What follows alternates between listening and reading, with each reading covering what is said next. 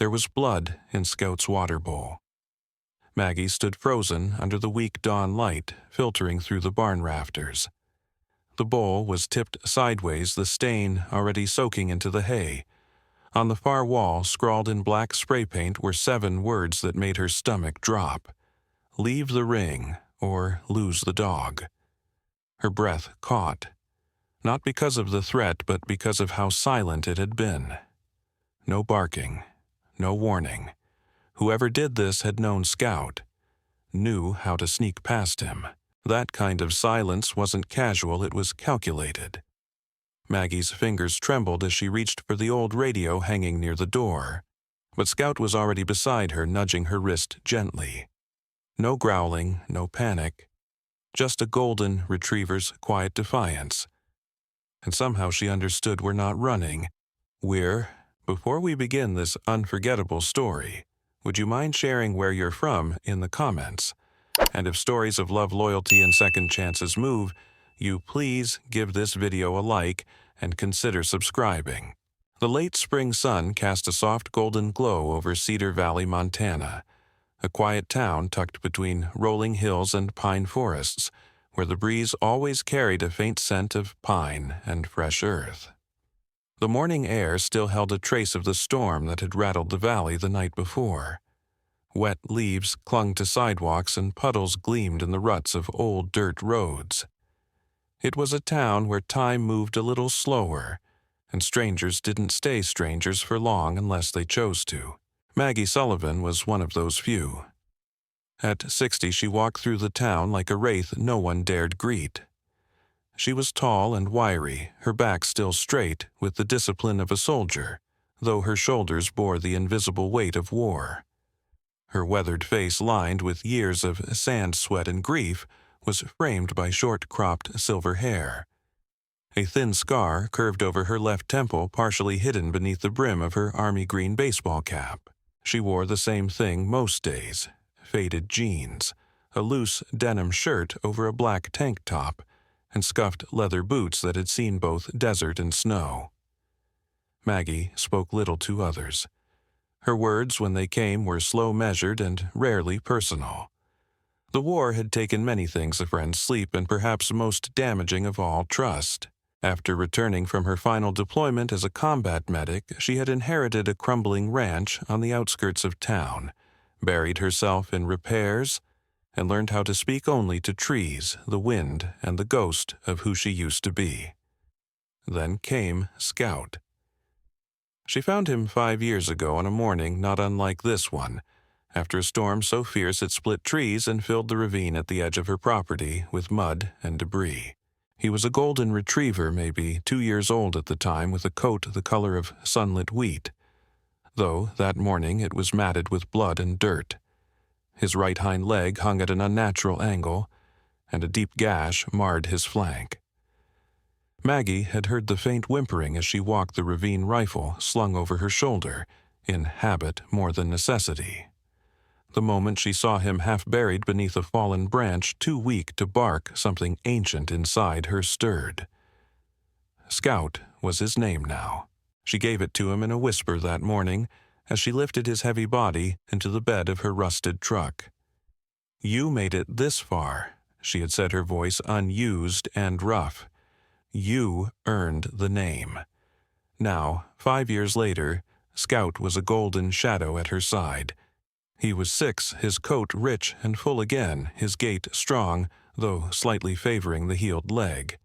He was big for a golden, with intelligent amber eyes that seemed to read Maggie better than most humans ever had. There was a wisdom in his stillness, a watchfulness in how he positioned himself between her and the world. He didn't bark much unless he sensed danger, and even then it wasn't panic, it was purpose. This morning, like many others, Maggie parked her old blue pickup at the edge of Cedar Valley's fairgrounds. Today was the first day of the annual dog showcase, a gathering that brought breeders, trainers, and spectators from across the region. She hadn't planned to come. Crowds made her chest tighten. But Lily, her late daughter's child, had begged her to enter Scout. People should see what he can do. Lily had said her voice young but wise beyond her 15 years. Maggie didn't care about ribbons or applause. But Lily had a way of breaking through the concrete walls Maggie had built. So here they were, walking through rows of dazzling white tents and perfectly manicured dogs with names like Sir Barkington of Briar Hill. Eyes turned as they passed. Maggie saw the looks, quick glances, followed by smirks or whispered comments. She looked like a rancher who'd wandered in by mistake. Scout had no show lead, no sparkly collar. Just a simple black nylon strap and a leather tag with his name and her phone number etched in fading ink. "That's got to be a rescue," someone muttered. "Looks like a farm dog," said another. Maggie ignored them. She had long since learned that silence was a sharper blade than any comeback. She approached the check-in booth. A young woman in a red polo and glossy lipstick eyed her clipboard, then looked up. Name, Maggie Sullivan. "Scout." The woman's eyes flicked over Scout's unbrushed coat and the small scar above his left eye. Breed, golden retriever. Registered, no. The pause was palpable. "You're in the community exhibition, then. Booth D12. Far corner." Maggie nodded, once took the paperwork and turned without a word. She didn't notice the man watching her from across the field. Dr. Logan James was 35, a veterinarian who had moved to Cedar Valley just 6 months earlier. Tall, lean, with dark blonde hair and a calm demeanor, Logan had an easy smile and hands that animals trusted instinctively. He wore a blue flannel shirt sleeves rolled up and jeans still stained from morning rounds. He had set up a small mobile clinic near the judging area, offering wellness checks for entrants. Logan noticed Maggie as soon as she walked in, not because she stood out, but because she tried so hard not to. Her quiet presence reminded him of a military medic he had worked with during a summer internship at a VA facility years ago, sharp, guarded, painfully competent. And the dog? There was something unusual about the way Scout moved. Not just the limp, it was how he scanned the crowd, how he checked on Maggie's every breath. "Who is she?" Logan asked the volunteer beside him. "Some local recluse. Shows up once a year, never talks. That's her dog. I think it's a rescue." Logan didn't answer, but something had shifted behind his eyes. Meanwhile, Maggie found the assigned booth, a patch of dusty grass near the overflow parking. No banners, no fans. Just a folding chair and a water bowl she had brought herself.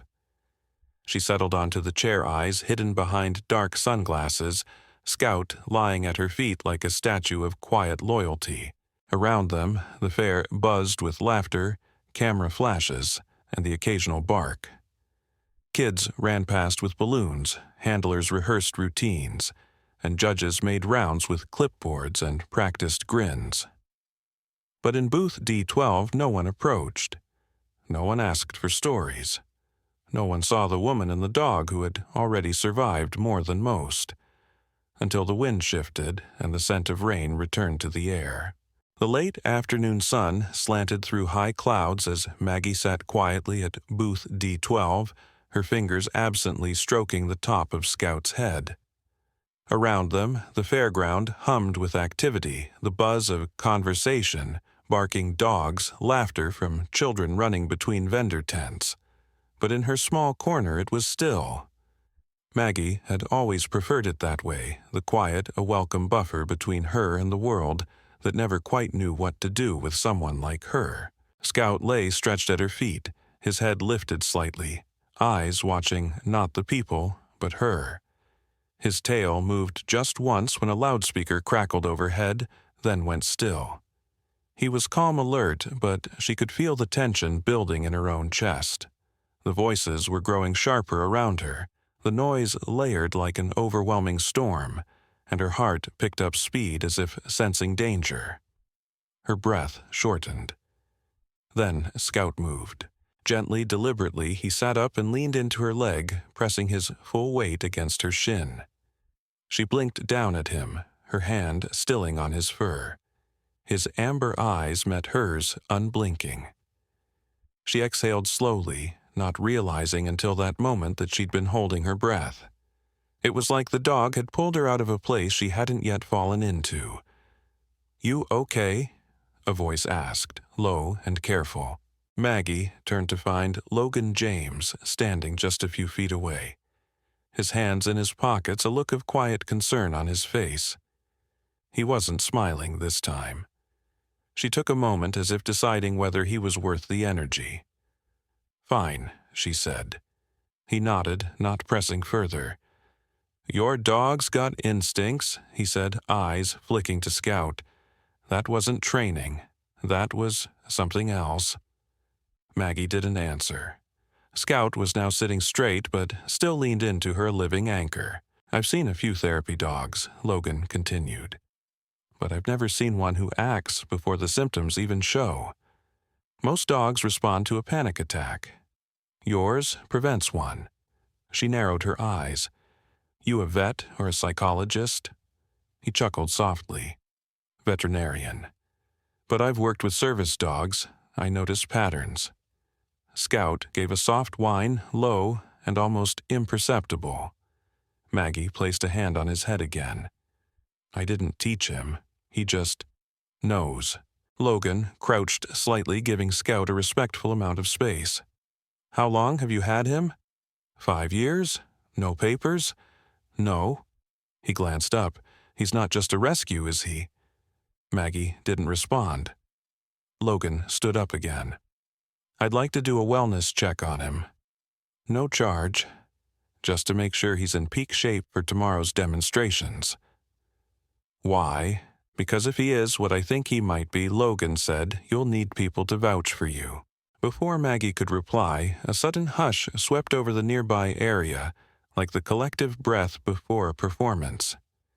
Heads turned toward the main judging ring, where a sleek black and tan German shepherd was being led into the ring by a tall man in a tailored gray vest and riding boots. He moved with a theatrical kind of grace, one arm guiding the leash with practiced elegance, the other gesturing toward the judges with polished ease. "Preston Hale," someone muttered nearby. Of course, Maggie's back stiffened. She recognized the name even before she turned to look. Preston Hale was in his early 60s, tall and broad-shouldered, with silver hair combed back in deliberate waves, and a chiseled face that always seemed moments away from a smirk. His presence radiated power, the way cologne clung to a wealthy man's suit, strong, manufactured, and unmistakably deliberate. In another life, Maggie had known Preston Hale. They had served together briefly in her early years, he a training officer, she a medic in training. He was admired, then feared even, but something about him always made her skin crawl. He had a way of looking at people like they were assets, not individuals. Maggie had last seen him 2 decades ago in a briefing room in Kuwait after a particularly bloody rescue operation. She hadn't missed him. Now she watched as Preston flashed a wide grin toward the camera crew lining the ring, then subtly leaned toward the judges' table, whispering something that made one of them chuckle. The dog beside him, a pristine shepherd named Valor, moved with mechanical precision. Every step was rehearsed, every turn sharpened by hours of show training. Yet something in the dog's eyes seemed hollow obedient but distant. "He owns this circuit," Logan said quietly. "Every major breeder either works for him or owes him. You can't place in the top 5 without brushing shoulders with Preston Hale." Maggie's gaze didn't leave the ring. "He's always known how to bend people." Logan tilted his head. "You know him new, a long time ago." They stood in silence for a moment. Then Logan added, "He's the reason I left my residency early." That made Maggie look at him. "My father ran a breeding program, service dogs, not show dogs. One of our lines went missing during a transport job contracted through Preston's company. He claimed the truck crashed, the dogs escaped, and none were ever found. My father didn't buy it. What happened? He spent 5 years trying to track them. Lost the business his health. He passed away without answers. Logan's jaw tightened, but his voice didn't rise. That's why I came here. I think Preston kept at least one of those dogs and has been using them to improve his bloodlines. Maggie didn't respond, but her eyes returned to Scout, who had resumed his usual position by her side. I think your dog Logan, said slowly, might be one of those missing dogs. At that moment, a high-pitched squeal erupted from the speaker system as Preston's name was announced again, this time for the panel discussion later that evening. He raised a champagne glass from his VIP booth, smiling like a politician. Logan turned back to Maggie. If Preston knows about your dog, he won't ignore it. He doesn't like loose ends. Maggie's expression hardened. Then he should have killed me when he had the chance. Scout stood then, sensing the shift. His gaze locked onto Maggie's face the way he always did when the temperature in her chest changed. She took a long breath and let her hand rest on his head once more, the tension ebbing with the contact. Nearby, children laughed as the handlers coached their dogs through silly routines, oblivious to the undercurrent building between the booths. But Maggie felt it the storm gathering, and Scout somehow already knew. The sky over Cedar Valley Fairground had turned a strange shade of bruised violet by the time Maggie finished the last of her evening chores. A dry wind swept through the grounds, rustling flags and whispering across the empty vendor stalls like a warning. By 10 p.m., the crowd had thinned to a few lingering handlers, quietly packing up their displays or taking their dogs for a last walk under the sodium yellow lights. Maggie had returned to her booth after walking Scout around the perimeter. The dog, now 7 years old, was as quiet as the moon. His movements steady and deliberate, his nose occasionally lifting to the air as if measuring more than just scent. He had refused to eat his dinner that evening, sniffing the kibble once before, walking away, ears flat. That should have been the first sign. The second came when Maggie heard the soft scrape of metal near the edge of the pen. She rose from her folding chair, hand instinctively brushing against the pouch on her belt that held a small flashlight and an old Army-issued utility knife. Scout was already standing, his body rigid and facing the back of the tent. The rear flap had been sliced clean open. "Scout, stay," she said quietly. He didn't move, but his hackles rose. Maggie knelt near the damaged bag of dog food and squinted in the dim light. The surface was damp, too oily for water, and smelled faintly of petroleum. She dipped a finger in, brought it to her nose, and immediately recoiled. Motor oil.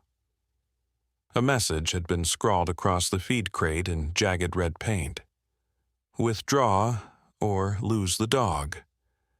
A sound behind her made her whip around, knife drawn, but it was Logan. He stood at the flap of the tent, breathing hard, his windbreaker half-zipped and streaked with dust. "I saw your lantern go out," he said, his eyes already scanning the scene. "I had a bad feeling." Maggie gestured silently at the damage the feed bag, the crate. Logan crouched near the spilled kibble, dipping 2 fingers in the oily residue. "Poison," he murmured. "Industrial. Enough to kill a dog within an hour." Maggie's jaw tightened. They didn't even bother hiding it. Logan stood slowly. This wasn't random. Someone came for him specifically.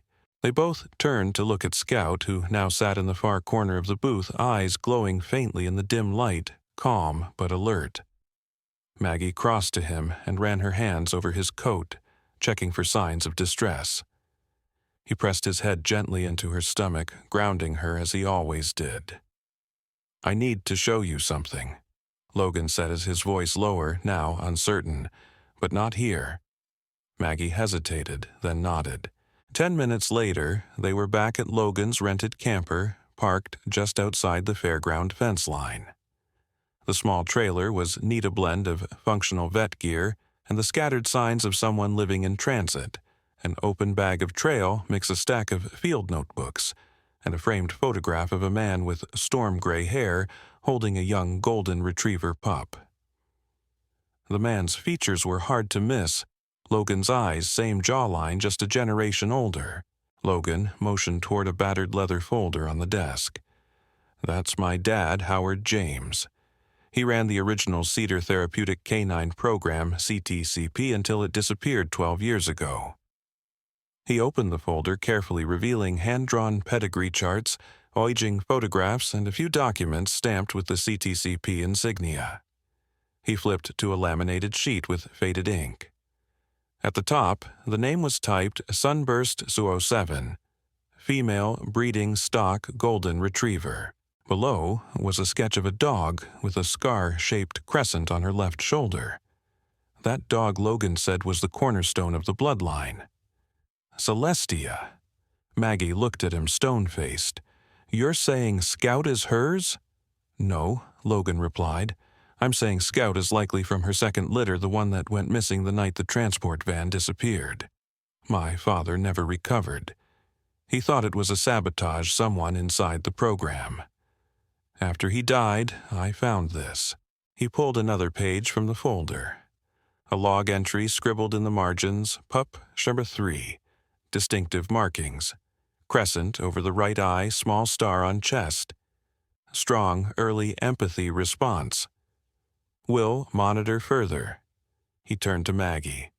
Your dog, he has the crescent over the eye, and I've seen the star on his chest. Maggie leaned against the small kitchenette counter, her breath measured. So, what are you suggesting? That someone's trying to cover up that bloodline still exists? Exactly. If Scout were to be seen by the right people, judges, breeders, his mannerisms alone would raise questions. And if those questions trace back to CTCP, whoever buried the program 12 years ago has everything to lose. Maggie exhaled through her nose. That explains the poison. But it doesn't tell me who's behind it. Logan sat down, fingers steepled. We have a few guesses. Preston Hale is one. His kennel operation exploded in success right after CTCP vanished. He's never spoken publicly about it, but my father believed he had access to one of the missing dogs. I saw his eyes when he looked at Scout earlier, Maggie said. It wasn't curiosity. It was recognition. They sat in silence a moment, the trailer creaking gently in the wind. Scout was curled at Maggie's feet, his head resting on his front paws, but his ears still flicked with every sound outside. Finally, Logan stood. You have to withdraw from the event. It's not safe. I'm not leaving, Maggie said. I didn't survive Fallujah and lose half my team just to run from dog show saboteurs. Logan gave a tired smile. Stubborn survivor. He nodded slowly. Then we prepare. If they try something again, we'll be ready. Outside, the night had turned colder. In the distance, lights from Preston Hale's trailer flickered briefly, then vanished. The morning sun in Cedar Valley came filtered through a haze of golden light, the kind that softened edges and made everything seem warmer than it really was. But Maggie Sullivan felt none of it. Her bones ached from the sleepless night, and her thoughts churned like the dust kicked up by trucks arriving for the final day of the showcase. Her fingers lingered on the lead wrapped around Scout's neck, her grip tighter than usual, as if some invisible force might pull him away. She had made up her mind just before dawn. She would withdraw. Quietly. No final exhibition, no confrontation, no risk. But Logan James had other plans. He arrived just past 8, still wearing the same gray Henley and worn jeans from the night before. His face pale but determined. His usual calm was edged with urgency. You need to see this, he said without greeting, placing a weathered folder on Maggie's small camp table. She didn't move. I already made my decision. Then, let this help you unmake it. Maggie glanced at Scout. The golden retriever sat patiently by the table, his calm presence a familiar anchor. His fur, thick and sunlit, shimmered faintly as a breeze pushed through the flap of the tent. His eyes never left her. With a sigh, Maggie flipped open the folder. Inside were scans of old paperwork, creased and stained, but the details were clear. CTCP transport contract, canine genetic shipment, 12.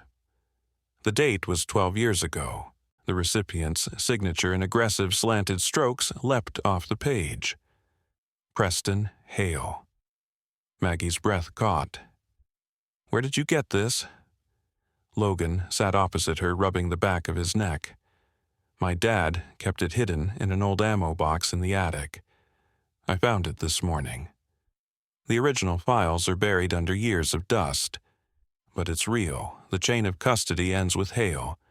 The dogs went missing on his watch." Maggie scanned the sheet again. It listed 8 dogs, all CTCP lineages with notes on behavioral profiles. Beside one, a scribbled note. "Exceptional empathy response pup, marked W crescent over right eye." Scout. Logan leaned forward. "If we show this to the right people, especially the judges, it could reopen the investigation. Hale won't just be embarrassed. He could be prosecuted. But we have to compete. We have to stay visible." Maggie's jaw clenched. "And paint a bigger target on Scout's back." Before Logan could respond, a voice called from outside the tent. "Excuse me, are you Maggie Sullivan?" It was a woman's voice, soft but strained. Maggie stepped outside and saw a woman in her 30s, dressed in an oversized gray hoodie and jeans, standing awkwardly beside a wheelchair. In the chair sat a small girl, no more than 10, her dark hair pinned into a messy ponytail and her limbs stiff with caution. Her eyes, however, were wide and curious, fixed entirely on Scout. The woman offered a weak smile. "I'm Angela. This is my daughter Ellie. She's been having a hard time since the accident. She doesn't usually talk to anyone." Her voice cracked, but she steadied herself. "Someone told us about your dog, that he helps." Maggie nodded, cautious. Scout's not trained. He just knows. Angela hesitated. Would it be okay if she sat with him? Just for a minute, Maggie looked at Scout, who was already walking toward the girl, slow and deliberate. Ellie's fingers clutched her lap blanket, her body tense. Scout stopped a foot from her and sat. Then, after a long pause, he placed his chin gently on the footrest of the wheelchair. Ellie didn't move. Her lower lip trembled. Then, without a word, she reached out and placed her hand on his head. Angela gasped softly, covering her mouth. That's the first time. She hasn't flinched since the crash. Logan watched from the tent, silent. Scout remained perfectly still, his breathing even. Ellie, tentative, began stroking his fur, her fingers trembling at first, then smoothing into a steady rhythm. Maggie crouched beside them. "Would you like to stay with him for a little while?" Ellie nodded. Angela looked at Maggie, her eyes wet. "We've tried therapy dogs. It never worked. But this is different." Maggie looked back toward her tent, toward the folder on the table, the ghosts of the past scribbled in ink and bloodlines. And then she looked at Scout. Still, present. Letting a child who couldn't bear to touch anyone lay her cheek against his shoulder. The weight of her decision shifted. Back inside, Logan met her eyes as she returned. "You're not withdrawing, are you?" "No," she said. "But we're doing it on our terms." They spent the rest of the morning refining their routine. It would not be flashy. There would be no perfect spins or dramatic tricks. Instead, they would demonstrate Scout's true ability, his capacity to read emotion, to anticipate distress, to offer presence instead of performance. By noon, word had spread about the girl and the dog. Vendors whispered, spectators glanced toward stall 29, and even a few judges lingered nearby. Preston Hale. Maggie noticed, kept his distance, but his assistant, an arrogant man named Bryce with slicked-back hair and a clipboard he clutched like a weapon, passed by, more than once his eyes sharp and cold. Angela and Ellie remained nearby all afternoon. The girl never spoke, but she didn't need to. Her gaze followed Scout wherever he moved, and every time he returned she smiled, just barely, like sunlight cracking through fog. At 2:00 p.m., a volunteer arrived to confirm Maggie's slot in the final demonstration, fourth in line. Maggie nodded her resolve firm. "We'll be ready." The Cedar Valley Fairgrounds had never been this full. The bleachers were packed with spectators, judges perched like hawks along a raised table, and cameras zoomed in on each movement inside the demonstration ring. The air buzzed not just with heat, but anticipation. This was the final round, a storm of nerves beneath bright banners and cheerful commentary. Maggie Sullivan stood in the prep area behind the main ring, one hand resting lightly on Scout's back. Her other hand clutched the old leather lead supple with age and use. She wore her usual faded flannel shirt, tucked into clean denim jeans, her silver-streaked hair tied back into a simple braid. Her posture was straight, composed, a soldier on the verge of deployment. Scout sat at perfect heel position beside her. The 7-year-old golden retriever looked impossibly serene, thick golden fur, brushed to a shine, eyes, steady ears, slightly perked. His presence radiated calm. He was ready. Across the ring, Preston Hale lingered just beyond the judge's view. Dressed in a tailored navy blazer and crisp khakis, his silver hair slicked back, and every movement oozing controlled arrogance, he sipped from a stainless steel water bottle, as if he already knew the outcome. A lean young man stood at his side. Bryce, his assistant, narrow-eyed and stiff-jawed. Bryce glanced toward the back of the tent, gave a short nod, then vanished. Maggie felt it in her gut. Something was coming. A voice over the loudspeaker echoed final competitor in the service division, Maggie Sullivan, and Scout representing Stall 29. She took a breath. "Let's show them who you are," she whispered. They stepped into the ring. The applause was polite at first. Then, in the front row, a little girl in a hoodie clapped harder. "Ellie." Angela, her mother, sat behind her, tears already shining in her eyes. Logan sat beside them, holding a manila folder thick with documents. At the far end, Judge Dennis Raines, an older gentleman with a snowy beard and a strict face, leaned forward to watch. Maggie gave a nod to the judges, then began. Her voice was calm. "Scout is not a certified service dog. He was not bred, purchased, or trained. He was found." A murmur ran through the crowd. She took another step, Scout at her side. "But over the past 3 years, he has saved my life more times than I can count. PTSD doesn't follow a script. Neither does healing." She paused in the center. "We'd like to demonstrate something that might feel less polished, but more real." Scout sat. Maggie stood. Silence fell. Then it began. A burst of metallic crashing erupted near the rear loudspeaker. Sudden, violent. A high-pitched ring followed too close in tone to the sharp snap of a distant rifle. A child screamed in the stands. Someone dropped a coffee. Maggie's body tensed. It was too precise, too intentional. Her chest constricted. The sound didn't stop. A looping screech that rose and fell. Somewhere outside the ring, Bryce was operating a remote speaker hidden beneath a nearby bench. Maggie froze.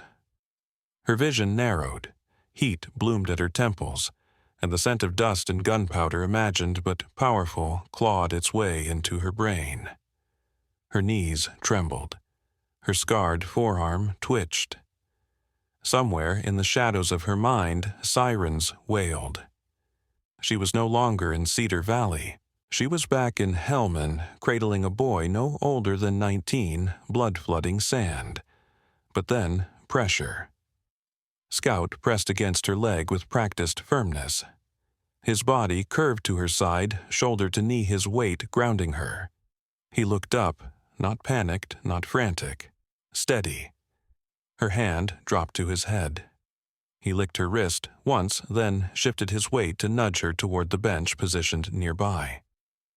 Together they moved slowly, gently. Scout guided her to sit, then leaned fully against her legs. When her hand trembled, he placed his paw on her knee. When her chest stuttered, he pressed closer. A soft whine escaped him just enough to draw her attention. She breathed, in, out, in again, and she returned. Silence held the ring. Then applause. Not gentle, but thunderous. From the sidelines, Logan stepped forward, raising the folder high. "Your Honor," he called toward the judge's table, "I have documents related to the origin of this dog and a theft 12 years ago involving the CTCP Therapeutic Canine Project." The room changed. Judge Raines raised his hand. "Proceed." Preston stood. "That is a baseless accusation." "Signed transportation logs with your name on them?" Logan interrupted, handing the file to the nearest assistant. "Plus testimony from one of your former handlers. This dog is part of a stolen lineage." A ripple of gasps filled the hall. Ellie, from the front row, clapped again. The judges stepped down, huddled in the corner. Security moved toward Preston, who had suddenly lost all color in his face. Bryce was nowhere to be seen. 10 minutes later, Raines returned. Based on the emotional demonstration just witnessed, and in light of newly presented evidence, he announced, "Preston Hale is hereby disqualified from all further competitions pending formal investigation. The committee will recommend the removal of his breeding license." A roaring wave of applause followed, and Raines added, "First place in the service dog exhibition is awarded to Maggie Sullivan and Scout." Maggie stood too stunned to move. Scout ever still wagged his tail once. 1 year later, a new wooden sign swung gently in the breeze on the edge of a freshly painted ranch house.